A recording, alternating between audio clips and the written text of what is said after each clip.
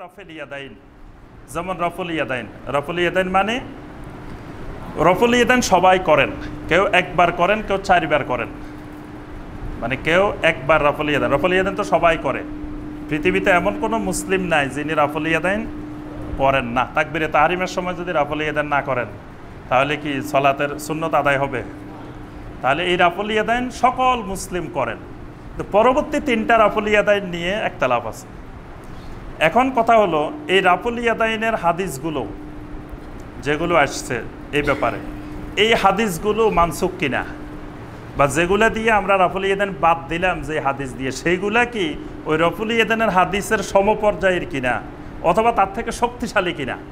নাসাক মানসুখের এটা গুরুত্বপূর্ণ শর্ত। আপনি যেটা দিয়ে ওই হুকুমটাকে রহিত করবেন ওই হাদিসগুলো ওই আগের বর্ণনার হাদিসের মতো হইতে হবে অথবা তার থেকে শক্তিশালী হইতে হবে। এই ব্যাপারে আমরা 2-1 জন আমাদের সালফে সালেহিনের বক্তব্য আলোচনা করব, তাহলে বিষয়টা আরও ক্লিয়ার হবে। আমরা এই পর্যন্ত যতগুলো ফতোয়া আলোচনা করেছি, আমার নিজের কোনো ফতোয়া এই পর্যন্ত আমরা এই মসজিদে আলোচনা করি নাই, কারণ আমরা ওই পরিমাণ এলেমের অধিকারী না যে পরিমাণ হইলে আহলুল ফতোয়া বা আহলুল এলেম হওয়া যায়। আমরা আহলুল এলেম পর্যায়েও যেতে পারি নাই, আহলুল ফতোয়া পর্যায়েও যেতে পারি নাই। এই জন্য আমরা সবসময় সালফে সালেহিনদের ফতোয়ার উপরে নির্ভরশীল, মানে যেই বিষয়ে সালফে সালেহিনদের ফতোয়া পাওয়া যায় সেই বিষয়ে আমরা না যাওয়াটাই নিরাপদ। আমরা সালফে সালেহিনের ফতোয়ার উপরে থাকাটাই নিরাপদ। আর এমন কিছু বিষয় আসবে যেগুলো আজকের যুগে হয়তো নতুন, পূর্বেকার ফতোয়া নাই, সেইগুলো তখন ওই যুগের ওলামায়ে কেরাম নিজেরা গবেষণা করে ইজতিহাদ করে ফতোয়া দিবেন। কিন্তু যেগুলো পুরানা বিষয় সেগুলো নিয়ে নিজেরা ফতোয়া দেওয়া জায়েজ নেই, এটা সালফে সালেহিনদের ফতোয়ার উপরেই থাকতে হবে। ইমাম ইবনুল কাইয়্যিম রাহিমাহুল্লাহ, নাম শুনছেন ইবনুল কাইয়্যিমের? ইবনুল কাইয়্যিমের ওস্তাদের নাম কি? সবাই পারে না, কতবার বলছি। ইবনুল কাইয়্যিমের ওস্তাদের নাম হলো শাইখুল ইসলাম ইমাম ইবনে তাইমিয়া রাহিমাহুল্লাহ। ইমাম ইবনে তাইমিয়ার 3 জন স্টুডেন্ট সারা বিশ্ববিখ্যাত ইমাম। একজন হলেন ইমাম আয-যাহাবী রাহিমাহুল্লাহ, একজন হলেন ইমাম ইবনুল কাইয়্যিম, আরেকজন হলেন ইমাম ইবনে কাসির। ইবনে কাসিরকে বেশি চিনেন, কারণ হলে ইবনে কাসিরের তাফসির আছে। ইবনুল কাইয়্যিমের একটা কিতাব আছে, ইবনুল কাইয়্যিমের তো অসংখ্য কিতাব আছে, অনেক কিতাব, তার কিতাব একজন আলগাইতে পারবেন না। ইবনুল কাইয়্যিম যা লিখছেন আপনাদের মাথায় তুলে দিলে আলগাইতে পারবেন না। ইবনুল কাইয়্যিমের একটা প্রসিদ্ধ কিতাবের নাম হলো জাদুল মাআদ, জাদুল মাআদ ফি হুদা খায়রিল ইবাদ। এই বই না পড়লে পৃথিবীর কোনো আলেম হতে পারে না। এমনি অনেকে ইবনুল কাইয়্যিমের পছন্দ করে, কেউ পছন্দ করে না, কিন্তু ওনার বই পড়তেই হবে, জাদুল মাআদ। এই জন্য এটা সর্বস্তরের ওলামায়ে কেরামের কাছে পরিচিত বই, জাদুল মাআদ।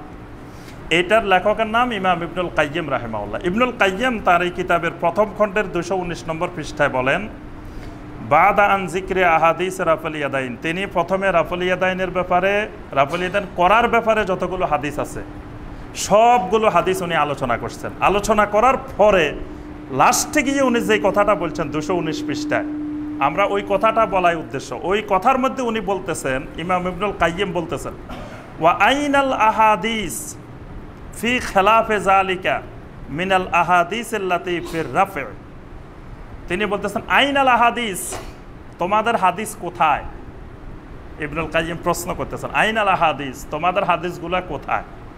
ফি খিলাফে যালিকা মিনাল আহাদিস আল্লাতী ফির রাফে, রাফুল ইয়াদাইনের ব্যাপারে আমি যে হাদিসগুলো উল্লেখ করলাম এই হাদিসের খেলাফ তোমাদের হাদিসগুলা কোথায়? কাসরাতান ওয়া সিহহাতান ওয়া সারাহাতান ওয়া আমালান। 4টা কথা বলছেন। কাসরাতান মানে আধিক্যের দিক থেকে, আমি তো রাফুল ইয়াদাইনের ব্যাপারে 400-র উপরে হাদিস বর্ণনা করছি। ইবনুল কাইয়্যিম বলতেছেন রাফুল ইয়াদাইনের ব্যাপারে 400-এর উপরে সহিহ হাদিস আছে, 4 শতাধিক। তো 4 শতাধিক, তোমরা এই হুকুম মানসুখ করতে হলে 5 শতাধিক হাদিস লাগবে। কারণ কাসরাতান সংখ্যার দিক থেকে বেশি হাদিস নিয়ে আসো। ইবনুল কাইয়্যিম বলতেছেন ওয়া সিহহাতান, সহির দিক থেকে আমি যেগুলা বর্ণনা করছি এইগুলা সহির দিক থেকে মুতাওয়াতির পর্যায়ে পৌঁছে গেছে। তোমরা আনতে হইলে এখন কোরআনের আয়াত ছাড়া এগুলোকে মানসুখ করার কোনো উপায় নেই। কারণ ৬০ শতাধিক হাদিস, ৩০ জন বিশিষ্ট সাহাবী, আবু বকর রাদিয়াল্লাহু তাআলা আনহুর মতো সাহাবী এই ব্যাপারে হাদিস বর্ণনা করছেন, ওমর রাদিয়াল্লাহু তাআলা আনহুর মতো সাহাবী, আলী রাদিয়াল্লাহু তাআলা আনহুর মতো সাহাবী, আব্দুল্লাহ বিন ওমরের মতো সাহাবী, আব্দুল্লাহ বিন আব্বাসের মতো সাহাবী, আব্দুল্লাহ বিন মাসউদের মতো সাহাবী, এইরকম ৩০ জন বিশিষ্ট সাহাবীর বর্ণনা, এটা মুতাওয়াতির হয়ে গেছে। সুতরাং এটাকে মানসুখ করতে হলে তোমরা কোরআনের আয়াত লাগবে, হাদিস দিয়ে আর মানসুখ করা সম্ভব না। আর মানসুখ করতে হলে মুতাওয়াতির হাদিস লাগবে। ওয়া সারাহাতান, স্পষ্টতার দিক থেকে, ওয়া আমালান, আমলের দিক থেকে, বলছে আমলের দিক থেকে যে সাহাবায়ে কেরাম, তাবেঈনে কেরাম, তাবেঈনে কেরাম, আইম্মায়ে কেরাম, এই আমলের দিক থেকেও এটার সমপর্যায়ে আজ পর্যন্ত কোনো হাদিস আমি পাই নাই। বাল কানা যালিকা হাদিয়ু দাইমান ইলা আন ফারাকাদ দুনিয়া। ইবনুল কাইয়িম রাহিমাহুল্লাহ বলেন, সুতরাং দুনিয়ার মানুষ জেনে রাখো, নবী সাল্লাল্লাহু আলাইহি ওয়াসাল্লামের এই সুন্নাহ, নবী সাল্লাল্লাহু আলাইহি ওয়াসাল্লাম যেই দিন দুনিয়া থেকে বিদায় নিয়েছেন সেই দিন পর্যন্ত বিদ্যমান ছিল। সুবহানাল্লাহ। এটা কার বক্তব্য? ইমাম ইবনুল কাইয়িমের বক্তব্য। এবার ইমাম ইবনুল কাইয়িম তো কে পরিচয় দিলাম আগে, এবার শুনেন তার ওস্তাদের বক্তব্য, ইমাম ইবনে তাইমিয়ার বক্তব্য। মাজমুয়ে ফতোয়ার ৩য় খণ্ডে ৩৭৫ পৃষ্ঠা। ইবনে তাইমিয়া রাহিমাহুল্লাহ বলেছেন, ওয়াকাদ রুবিয়া আহাদিসুর রাফে জামাআতাম মিনাস সাহাবাহ বালাগু সালাসিনা সাহাবিয়ান রাদিয়াল্লাহু আনহুম।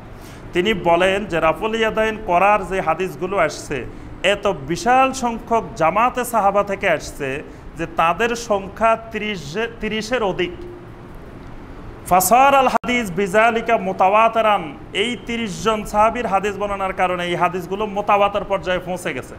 মুতাওয়াতির মানে একেবারে কোরআনের আয়াতের কাছাকাছি, মানে সহির উপরে। লা ইয়াতাতাররাকু ইলাইহি শাক্কুন, এই হাদিসের ব্যাপারে কেউ বিন্দুমাত্র সন্দেহ করার অধিকার নাই। এরপর উনি একটা হাদিস বর্ণনা করছেন, ইমাম বুখারীর হাদিস, কানা ইবনে ওমর রাদিয়াল্লাহু তাআলা ইজা রাআ মাল্লা ইয়ারফাউ রামাহু বিল হাসবা। আব্দুল্লাহ ইবনে ওমর রাদিয়াল্লাহু তাআলা যদি দেখতেন মসজিদে কেউ রাফুল ইয়াদাইন করতেছে না, রামাহু বিল হাসবা, তাকে পাথর মারতেন। তবে এটা আবার বড় পাথর না, পাথর মানে মাথা ফাটাই ফেলতেন না। ওই হাদিসে আবার এটার ব্যাখ্যা দেওয়া হয়েছে, ওয়াহিয়াল হিজারাতুস সগীরা, একেবারে ছোট্ট ছোট্ট পাথর, আল্লাতী কানু ইয়াফরিশুনাহা ফিল মসজিদ, যেটা মসজিদের মধ্যে এমনিই থাকে। মানে আরব দেশের মসজিদে, আমাদের দেশে তো এখন ওই পাথর নাই, আর আরব দেশে তো এখন উন্নত হয়ে যাওয়ার কারণে কম দেখা যায়। যে সময় ধরেন সাধারণ ছিল, এসি ছিল না, এরকম ছিল না, নর্মাল ছিল, সেই সময় কিছু পাথর এমনিই মসজিদের ভিতরে ছোট ছোট পাথর থাকতো। আব্দুল্লাহ ইবনে ওমর রাদিয়াল্লাহু তাআলা যদি দেখতেন যে কেউ রাফুল ইয়াদাইন করতেছে না, তো তাকে ওই পাথরগুলো মারতেন, মারি বলতেন যে ওয়া আমারাহু আইয়ার পা, কি ব্যাপার রাফুল ইয়াদাইন করতেছ না কেন? মানে পাথর মেরে তাকে সতর্ক করতেন যে কি ব্যাপার হলো। ধরেন উনি সলাত আদায় করতে থাকেন, সলাতের মধ্যে তো তারে খোসা দেওয়া যায় না, তো একটু পাথর দিয়ে উনি বাইরে থেকে বলতেন যে কি ব্যাপার রাফুল ইয়াদাইন করতেছ না কেন? এই হাদিসটা ইমাম বুখারী রাহিমাহুল্লাহ তার কিতাব জুজউ রাফুল ইয়াদাইনের মধ্যে উল্লেখ করেছেন, এবং ইমাম নববী রাহিমাহুল্লাহ বলেন এই হাদিসটা সহিহ। তাহলে এখানে ইবনে তাইমিয়া রাহিমাহুল্লাহ যে কথা বলতেছেন সেটা হলো যে যেই হাদিস মুতাওয়াতির পর্যায়ে পৌঁছে গেছে, এই হাদিসের ব্যাপারে কোনো সন্দেহ রাখা যাবে না। আর এই হাদিস যদি নাসেখ করতে হয় তো এর থেকে শক্তিশালী হাদিস লাগবে। এখন শক্তিশালী হাদিসের বর্ণনা শুনেন, শক্তিশালী হাদিসের বর্ণনা আবার আইম্মায়ে কেরাম ইবনুল কাইয়িমও দিছেন, ইমাম জাহাবিও দিছেন, ইবনে কাসিরও দিছেন, আল্লামা শাওকানিও দিছেন, তারপরে মুহাদ্দিস দেহলভী রাহিমাহুল্লাহ দিছেন, তারপরে আরও অসংখ্য উলামায়ে কেরাম এই বর্ণনাগুলো, ইমাম শাফি দিছেন, ইমাম মালিক দিছেন, ইমাম আহমদ বিন হাম্বল রাহিমাহুল্লাহ দিছেন, যে এই শক্তিশালী হাদিসগুলো কেমন, যে হাদিস দিয়ে রাফুল ইয়াদাইন বাদ দেওয়া হয়েছে। রাফুল ইয়াদাইন বাদ দেওয়ার ব্যাপারে দুইটা হাদিস, মূল দুইটা হাদিস, এটা আবার বিভিন্ন সনদে 10-12টা বর্ণিত হয়েছে, কিন্তু মূল অরিজিনাল হাদিস হলো দুইটা। একটা হলো বারা ইবনে আযাব রাদিয়াল্লাহু তাআলা আনহু থেকে বর্ণিত হাদিস, এই হাদিসটা সুনানে আবু দাউদের মধ্যে আসছে, দারকুতনির মধ্যে আসছে। হাদিসটা হলো আন্না রাসূলুল্লাহ সাল্লাল্লাহু আলাইহি ওয়াসাল্লাম কানা ইযা ইফতাতাহা সালাহ রাফা ইয়াদাইহি ইলা কারিবিন মিন উযুনাইহি সুম্মা লা ইয়াউদ, মানে নবী সাল্লাল্লাহু আলাইহি ওয়াসাল্লাম যখন সালাত শুরু করতেন তখন তিনি রাফুল ইয়াদাইন করতেন কান পর্যন্ত, কানের নিকটবর্তী জায়গা পর্যন্ত, সুম্মা লা ইয়াউদ, একবার করার পরে আর করতেন না। এই যে সুম্মা লা ইয়াউদু, এই বাক্যটা এখানে আছে, এটা হলো একটা হাদিস। এই হাদিসটা বর্ণনা করছে আবু দাউদ এবং দারকুতনি। আচ্ছা, এই হাদিসটার ব্যাপারে আইম্মায়ে কেরাম কি বলছেন? ইমাম সুফিয়ান ইবনে উয়াইনা, ইমাম শাফি রহমতুল্লাহ আলাইহি, ইমাম আহমদ বিন হাম্বল রহমতুল্লাহ আলাইহি, ইমাম ইয়াহইয়া ইবনে মুঈন রহমতুল্লাহ আলাইহি, ইমাম বুখারী রহমতুল্লাহ আলাইহি, তারা সবাই বলছেন যে এই হাদিসটা দঈফ, দুর্বল হাদিস। আচ্ছা, দুর্বল হাদিস দিয়ে দেখেন কত বড় দুঃসাহস বাঙালির। মানে আমরা এমন দেশে জন্মগ্রহণ করছি যে দেশে দুর্বল হাদিস দিয়ে সবল মানে মোতাওয়াতের হাদিস, মোতাওয়াতের হাদিসের মানসুখ করে দেয়। যে একটা দুর্বল হাদিস দিয়ে যেটা ৬০ শতাধিক সহিহ হাদিস আছে সেটাকে মানসুখ করে দেয়। আরেকটা হাদিস আব্দুল্লাহ ইবনে মাসউদের বর্ণিত হাদিস, এটা হলো বাইহাকির মধ্যে আসছে, ইবনে হিব্বানের মধ্যে আসছে। এটা হলো আব্দুল্লাহ ইবনে মাসউদ রাদিয়াল্লাহু তাআলা আনহু বলতেছেন যে আমি নবী সাল্লাল্লাহু আলাইহি ওয়াসাল্লামের সাথে আবু বকর ওমরের সাথে সালাত আদায় করছি, তাদেরকে আমি দেখছি যে প্রথমবার তাকবীরে উলার পরে আর তারা রাফুল ইয়াদাইন করেন নাই। এই হাদিসটাকে ইমাম আব্দুল্লাহ ইবনে মুবারক রহমতুল্লাহ আলাইহি, ইমাম আহমদ বিন হাম্বল, ইমাম বুখারী, ইমাম দারেকুতনি, ইমাম বাইহাকি, ওনারা সবাই বলছেন যে এই হাদিসটাও দঈফ, দুর্বল হাদিস। এবং আল্লামা শাওকানি রাহমাহুল্লাহ বলেন এই হাদিসটা দঈফ না, আল মাউদু, জাল হাদিস। আল্লামা শাওকানি রাহমাহুল্লাহ তিনি বলছেন এটা জাল হাদিস। কেন জাল এটারও ব্যাখ্যা দিচ্ছেন। ওয়াল মুত্তাহাম মুহাম্মদ ইবনে জাবের, তিনি বলেন এই হাদিসের সনদের মধ্যে মুহাম্মদ ইবনে জাবের নামে একজন রাবি আছেন, তিনি তার ব্যাপারে অভিযোগ আছে। এই অভিযোগ থাকার কারণে এই হাদিস জাল হাদিস। তাহলে দেখেন জাল হাদিস দিয়ে মোতাওয়াতের হাদিস মানসুখ করে দেয়। এটা হলো মানে বাঙালি এলমি পদ্ধতি। এই পদ্ধতি যদি এই দেশের শিক্ষিত জনগণ যদি জানতো, আমাদের সবচেয়ে বড় সৌভাগ্য আমরা এই দেশের সাধারণ জনগণকে মূর্খ বানাই রাখতে পারছি। এটা হলো আমাদের সবচেয়ে বড় সফলতা। আমরা কিন্তু আপনাদেরকে দ্বীনের ব্যাপারে, ইসলামের ব্যাপারে জাহেল বানায় রাখতে পারছি। এটা হলো আমাদের সবচেয়ে বড় সফলতা। কারণ আপনাদেরকে যদি জাহেল না বানায়, যদি কিছু বুঝার মতো জ্ঞান দিতাম, তা আপনারা আমাদেরকে পিটে এই দেশ থেকে বাইর করে দিতেন। যে বাঙালিরে জাল হাদিস দিয়ে, দঈফ হাদিস দিয়ে সহিহ হাদিস মানসুখ করার জিনিস শিখাইতেছি আমরা। আর আমরা কি করি, মানে প্রথমে আমরা আপনাদের আক্কেল দাঁতগুলো ফালাই দিই। আক্কেল দাঁত আছে না, আক্কেল দাঁত প্রথমে ফালাই দিই, পরে আপনাদেরকে যা বলি তাই শুনেন। আর ওই যে আক্কল তো নাই, বেআক্কল হয়ে গেছে। এখন যদি বলি যে এখানে বসে থাকেন, বসে থাকেন, যদি কই যে দাঁড়ান, দাঁড়ান, কারণ আক্কল হারাই ফেলছেন। এই জন্য পীর সাহেব যদি কয় এখানে বসে থাকো, সারাদিন বসে থাকবে। যদি বলে ঘুমাই থাকে, ঘুমাই থাকো। কারণ হলো খাতায় বুজুর্গান গ্রেপ্তান খাতাস, খবরদার বুজুর্গের ভুল ধরা এটা আরেক ভুল, বুজুর্গের ভুল ধরলেও গুণা। এটা দিয়ে একবার আক্কেল দাঁত ফালাই দিয়ে বেআক্কল বানায় বসায় রেখেছি। এটার কারণে আপনাদেরকে যেভাবে খাওয়াইতেছি সেইভাবে খাচ্ছেন। যেখানে জাল হাদিস, ইমাম শাওকানি রাহমাহুল্লাহ স্পষ্ট বলতেছেন, সেই জাল হাদিস দিয়ে কেমন করে বলে যে সহিহ হাদিস, মোতাওয়াতের হাদিস, ৩০ জন বিশিষ্ট সাহাবীর বর্ণনার হাদিস, ৬০ শতাধিক সহিহ হাদিস। ইমাম বুখারী রাহমাহুল্লাহ এই বিষয়ের উপরে আলাদা একটা কিতাবের রচনা করছেন। যদি এটা মানসুখ বিষয় হইতো, ইমাম বুখারী কি এত পাগল? ইমাম বুখারীরে আমরা পাগল মনে করতেছি যে ইমাম বুখারী কিছু বুঝে নাই, যে উনি মানসুখ একটা বিষয়ের উপরে একটা বই আলাদা রচনা করছেন। ইমাম শাফিকে আমরা পাগল মনে করতেছি, মনে হয় আলেম কালাম ছিল না। ইমাম শাফি রহমতুল্লাহ আলাইহি সারা জীবন রাফুল ইয়াদাইন করছেন, ইমাম মালিক রহমতুল্লাহ আলাইহি করছেন, ইমাম আহমদ বিন হাম্বল রহমতুল্লাহ আলাইহি করছেন।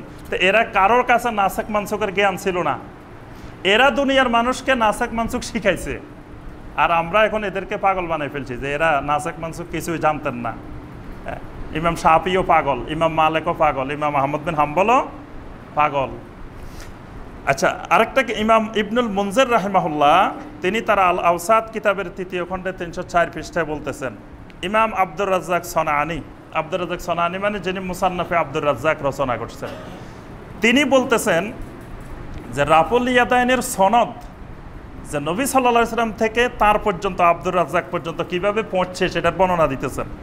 যে আখাযা আহলু মক্কা রাফুল ইয়াদাইন ফিস সালাত আন ইবনে জুরাইজ, বলতেছেন মক্কাবাসী রাফুল ইয়াদাইন করা শিখছেন ইবনে জুরাইজ থেকে। ইবনে জুরাইজ হলেন তাবে। আন আতা, আর ইবনে জুরাইজ শিখছেন আতা থেকে। আতা হলেন তাবেঈ। আতা শিখছেন আন ইবনে জুবাইর, আব্দুল্লাহ বিন জুবাইর রাদিয়াল্লাহু তাআলা আনহু থেকে। আব্দুল্লাহ বিন জুবাইর হলেন সাহাবী। আব্দুল্লাহ বিন জুবাইর শিখছেন আন আবি বকর সিদ্দিক রাদিয়াল্লাহু তাআলা আনহু, আবু বকর সিদ্দিক রাদিয়াল্লাহু তাআলা আনহু থেকে। আনিন নবী সাল্লাল্লাহু আলাইহি ওয়াসাল্লাম, আবু বকর শিখছেন নবী সাল্লাল্লাহু আলাইহি ওয়াসাল্লাম থেকে। উনি একবার সনদ সহ বর্ণনা দিয়েছেন যে আবু বকর রাদিয়াল্লাহু তাআলা আনহু নবী সাল্লাল্লাহু আলাইহি ওয়াসাল্লাম থেকে শিখছেন, আবু বকর রাদিয়াল্লাহু তাআলা আনহু থেকে আব্দুল্লাহ বিন জুবাইর শিখছেন। আব্দুল্লাহ বিন জুবাইর আবু বকরের কি হয় বলেন তো দেখি? জি, নানা, মানে আসমা রাদিয়াল্লাহু তাআলা, আসমা বিনতে আবি বকরের ছেলে হলো আব্দুল্লাহ বিন জুবাইর। অর্থাৎ আব্দুল্লাহ বিন জুবাইরের নানা হলো আবু বকর সিদ্দিক। আবু বকর সিদ্দিক রাদিয়াল্লাহু তাআলা আনহু থেকে উনি শিখছেন। আব্দুল্লাহ বিন জুবাইর থেকে শিখছে আতা থেকে শিখছেন ইবনে জুবাইর, ইবনে জোরাইজ। অত সনদ সহকারে বর্ণনা করছেন যে এটা নবী সাল্লাল্লাহু আলাইহি ওয়াসাল্লাম থেকে ইবনে জোরাইজ পর্যন্ত এটা বিদ্যমান। তাহলে এটা যদি মানসুখ হইতো তাহলে আব্দুল্লাহ বিন জুবাইর কেন করতেন, আতা কেন করতেন, ইবনে জোরাইজ কেন করতেন? এই জন্য ইমাম বুখারী রাহিমাহুল্লাহ একটা বাক্য বলছেন, এই বাক্যটা দিয়ে আমরা শেষ করবো। ইমাম বুখারী রাহিমাহুল্লাহ বলছেন, লাম ইয়াসবুত আন আহাদিম মিন আসহাবি রাসূলুল্লাহ সাল্লাল্লাহু আলাইহি ওয়াসাল্লাম আন্নাহু লাম ইয়ারফা ইয়াদাই। একজন সাহাবী থেকেও আমি এমন কোনো প্রমাণ পাই নাই যে তিনি রাফল ইয়াদান করেন নাই। এটা ইমাম বুখারীর বক্তব্য। ইমাম বুখারী রাহিমাহুল্লাহ বলছেন যে আমি একজন সাহাবীকেও এমন পাই নাই যিনি রাফল ইয়াদান করেন নাই। অর্থাৎ 100% সাহাবী রাফল ইয়াদান করছেন। এই কথাটা বলতেছেন কে? এটা আমার আপনার বক্তব্য না, এটা ইমাম বুখারী রাহিমাহুল্লাহ, যিনি আমিরুল মুমিনিন ফিল হাদিস, হাদিসের আমিরুল মুমিনিন, যিনি ইমামুল মুহাদ্দিসিন, সারা দুনিয়া সকল মুহাদ্দিসের ইমাম, তার বক্তব্য। এবার আমরা যদি বুখারী থেকে বড় মুহাদ্দিস হয়ে যাই সেটা তো ভিন্ন কথা।